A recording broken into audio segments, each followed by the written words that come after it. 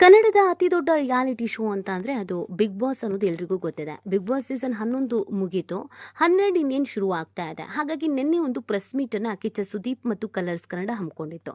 ಎಲ್ರಿಗೂ ಈ ಬಾರಿ ಸೀಸನ್ 12 ಯಾವ ಸ್ಪರ್ಧಿ ಬರ್ತಾರೆ ಅನ್ನೋದಕ್ಕಿಂತ ಹೆಚ್ಚಾಗಿ ನಮ್ಮ ಕಿಚ್ಚ ಸುದೀಪ್ ಅವರೇ ನಡೆಸ್ಕೊಡ್ತಾರಾ ಅಥವಾ ಬೇರೆ ಯಾರಾದರೂ ನಡೆಸ್ಕೊಡ್ತಾರಾ ಅನ್ನೋದು ಪ್ರಶ್ನೆ ಆಗಿತ್ತು. ಯಾಕಂದರೆ ಸ್ವತಃ ಸುದೀಪ್ ಅವರೇ ನಾನು ಇನ್ಮೇಲೆ ಬಿಗ್ ಬಾಸನ್ನು ನಡೆಸಿಕೊಡಲ್ಲ ಅಂತ ಕಳೆದ ಸೀಸನ್ 11ರ ಫೈನಲ್ ಸಂದರ್ಭದಲ್ಲಿ ಹೇಳಿದ್ದು ಎಲ್ಲರ ಬೇಸರಕ್ಕೆ ಕಾರಣವಾಗಿತ್ತು. ಈ ಬಾರಿ ನಿರೂಪಕರು ಯಾರಾಗ್ಬೋದು, ಅವ್ರಾಗಬಾರ್ದಾ, ಇವ್ರಾಗಬಾರ್ದಾ, ಅವ್ರಾಗ್ತಾರೆ ಇವ್ರಾಗ್ತಾರೆ, ಈ ಎಲ್ಲ ಚರ್ಚೆಗಳ ನಡುವೆ ಫೈನಲಿ ಸುದೀಪ್ ಅವರು ನಾನೇ ಈ ಬಾರಿಯ ಬಿಗ್ ಬಾಸ್ ಅನ್ನು ನಡೆಸಿಕೊಡೋದ್ರ ಜೊತೆಗೆ ಮುಂದಿನ 4 ಸೀಸನ್ಗೂ ನಾನೇ ನಿರೂಪಕನಾಗಿರ್ತೀನಿ ಅಂತ ಹೇಳಿದ್ದಾರೆ. ಅಲ್ಲಿಗೆ 4 ಸೀಸನ್ಗೂ ಕೂಡ ಕಿಚ್ಚ ಸುದೀಪ್ ಅವರು ಅಗ್ರಿಮೆಂಟ್ ಮಾಡ್ಕೊಂಡಿದ್ದಾರೆ ಅನ್ನೋದು ಈ ಮುಖಾಂತರವಾಗಿ ಗೊತ್ತಾಗ್ತಾ ಇದೆ.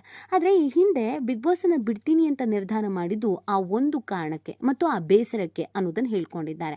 ಹಾಗೆಯೇ ಈಗ ಬಿಗ್ ಬಾಸ್ ಮಾಡ್ಕೊಡ್ತೀನಿ ಅಂತ ಒಪ್ಕೊಳ್ಳೋದಕ್ಕೆ 4 ಕಂಡೀಷನ್ಸ್ ಕೂಡ ಹಾಕಿದ್ದಾರೆ. ಹಾಗಿದ್ರೆ ಆ ಕಂಡೀಷನ್ಸ್ ಯಾವುದು ಇದೆಲ್ಲವನ್ನ ಈ ವಿಡಿಯೋದಲ್ಲಿ ಹೇಳ್ತಾ ಹೋಗ್ತೀವಿ. ಆದರೆ ಇಲ್ಲಿವರೆಗೂ ನಿಮ್ಮ ಮೇಘಾ ಸುದ್ದಿಯನ್ನು ಸಬ್ಸ್ಕ್ರೈಬ್ ಮಾಡಿಲ್ಲ ಅಂದರೆ ಈಗಲೇ ಸಬ್ಸ್ಕ್ರೈಬ್ ಮಾಡಿ, ಹೆಚ್ಚಿನ ಮಾಹಿತಿಗಾಗಿ ಬೆಲ್ ಐಕಾನ್ ಪ್ರೆಸ್ ಮಾಡೋದನ್ನ ಮರಿಬೇಡಿ. ಹೌದು, ಕಿಚ್ಚ ಸುದೀಪ್ ಅವರು ನಡೆಸ್ಕೊಡ್ತಾರಾ, ನಡೆಸ್ಕೊಡಲ್ವಾ, ಬಿಗ್ ಬಾಸ್ ಇರುತ್ತಾ ಆರ್ ಇರಲ್ವಾ, ಈ ಪ್ರಶ್ನೆಗಳ ನಡುವೆ ಸ್ವತಃ ಕಿಚ್ಚ ಸುದೀಪ್ ಅವರೇ ಪ್ರೆಸ್ ಮೀಟ್ನಲ್ಲಿ ಕೆಲವು ವಿಚಾರಗಳನ್ನು ಹೇಳಿದ್ದಾರೆ. ಇನ್ನು ಈ ಸೀಸನ್ ಪ್ರಾರಂಭ ಆಗೋದಕ್ಕೆ, ಬಿಗ್ ಬಾಸ್ ಸೀಸನ್ 12 ಪ್ರಾರಂಭ ಆಗೋದಕ್ಕೆ 3 ರಿಂದ 4 ತಿಂಗಳು ಮಾತ್ರ ಬಾಕಿ ಇದೆ. ಹೀಗಿರುವಾಗ ಬಿಗ್ ಬಾಸ್ ತಂಡ ನಿನ್ನೆ ಆಯೋಜನೆ ಮಾಡಿದ ಪ್ರೆಸ್ ಮೀಟ್ನಲ್ಲಿ ಮುಂದಿನ ಸೀಸನ್ ಅನ್ನ ಕಿಚ್ಚ ಸುದೀಪ್ ಅವರೇ ನಿರೂಪಕರಾಗಿ ಮುಂದುವರಿಯಲಿದ್ದಾರೆ ಅಂತ ಅನೌನ್ಸ್ ಮಾಡಿದೆ. ಇನ್ನು ಸುದೀಪ್ ಅವರಿಗೆ ಬಿಗ್ ಬಾಸ್ ತಂಡದ ಬಗ್ಗೆ ಕೆಲವು ಅಸಮಾಧಾನ ಇದೆಯಾ ಎಂಬ ಅನುಮಾನ ಕೂಡ ಮೂಡಿತು.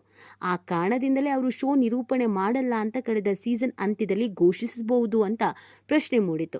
ಹೀಗಾಗಿ ಈ ಬಗ್ಗೆ ಮಾತನಾಡಿದ ಕಿಚ್ಚ ಸುದೀಪ್, ನಮ್ಮ ಮೂಲ ಕನ್ನಡಕ್ಕೆ ಪ್ರೀತಿ ತೋರಿಸಿ ಸ್ವಲ್ಪ ವಾಹಿನಿಯಿಂದ ನಮಗೆ ಕೊರತೆ ಬಂದಿಲ್ಲ, ನನಗೆ ಪ್ರೀತಿ ಕಾಣಿಸ್ತಾ ಇರಲಿಲ್ಲ, ನಾನು ಯಾರ ಮೇಲೂ ಆರೋಪ ಮಾಡ್ತಾ ಇಲ್ಲ, ಇದು ನನ್ನ ವೈಯಕ್ತಿಕ ಹೇಳಿಕೆ. ಬೇರೆ ಭಾಷೆಗಳಲ್ಲೂ ಶೋ ಚೆನ್ನಾಗಿ ನಡೀತಾ ಇದೆ, ಆದರೆ ಅಲ್ಲಿ ಆ ಭಾಷೆಗೆ ನೀಡುವಂಥ ಗೌರವ ನಮ್ಮಲ್ಲಿ ಯಾಕೋ ಸಿಗ್ತಾ ಇಲ್ಲ ಅಂತ ನನಗೆ ಅನಿಸ್ತಾ ಇತ್ತು.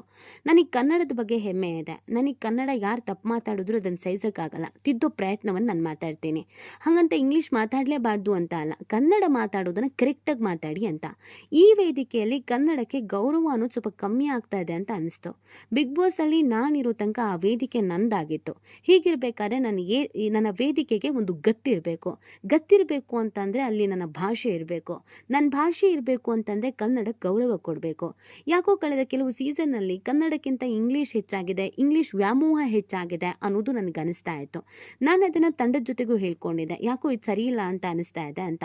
ನಾನು ಒಂದ್ಸತಿ ಹೇಳ್ತೀನಿ, ಪದೇ ಪದೇ ಹೇಳಿ ತಿದ್ದೋ ವ್ಯಕ್ತಿ ಅಲ್ಲ, ನಾನೇ ತಿದ್ದುಕೊಳ್ಳುವಂಥ ವ್ಯಕ್ತಿ. ಹಾಗಾಗಿ ಅದ್ಯಾಕೋ ಸರಿ ಅನಿಸ್ತಾ ಇಲ್ಲ ಅಂತೂ ನನ್ನನ್ನು ನಾನೇ ಕರೆಕ್ಟ್ ಮಾಡ್ಕೋಬೇಕು ಅಂತ ಅನಿಸ್ತು. ಎಲ್ಲಿ ಕನ್ನಡಕ್ಕೆ ಗೌರವ ಕೊಡಲ್ವೋ ಅಥವಾ ಗೌರವ ಸಿಗಲ್ವೋ ನಾನು ಅಲ್ಲಿರೋದು ಬೇಡ ಅಂತ ನನಗನ್ನಿಸ್ತು. ಅದಕ್ಕೆ ನಾನೇ ವೇದಿಕೆಯಿಂದ ಹೊರಗೆ ಬರೋಣ ಅಂತ ನಿರ್ಧರಿಸಿದೆ.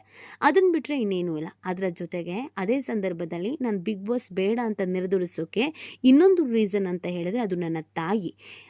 ಆ ಸಂದರ್ಭದಲ್ಲಿ ನಾನು ನನ್ನ ತಾಯಿನ ಕಳ್ಕೊಂಡೆ, ಸ್ವಲ್ಪ ವೀಕ್ ಆದೆ. ಅಮ್ಮನೇ ಇಲ್ಲ ಅಂತಂದರೆ ನಿಂಗೆ ಇದೆಲ್ಲ ಯಾಕೆ ಬೇಕು ಅಂತ ಅನಿಸ್ತು.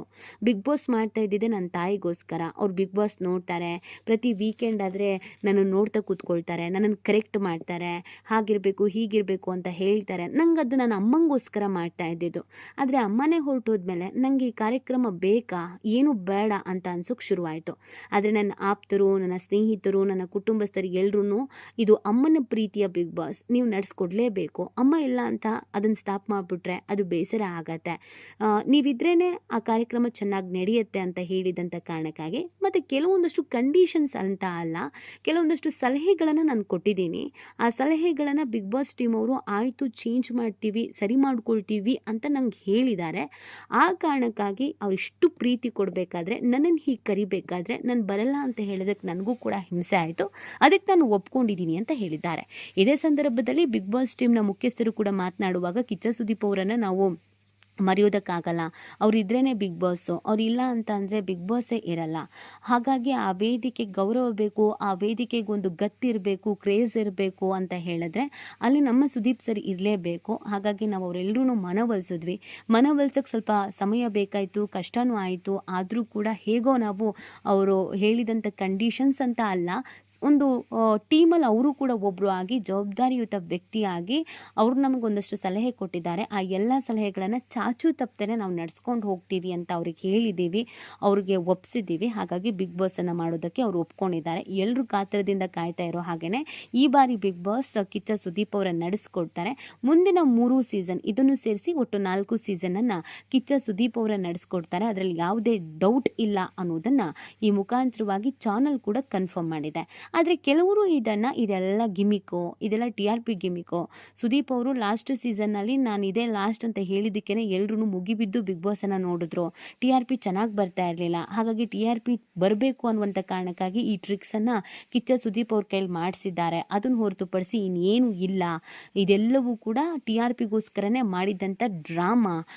ಸುದೀಪ್ ಅವರು ಒಪ್ಕೊಂತಿಲ್ಲ ಅಂತ, ಒಪ್ಪಿಸ್ತೀವಿ ಅಂತ, ಇದೆಲ್ಲವೂ ಟೋಟಲ್ ಆಗಿ ಡ್ರಾಮಾ ಅಂತ ಕೆಲವರು ಕಮೆಂಟ್ ಹಾಕ್ತಾ ಇದ್ರು.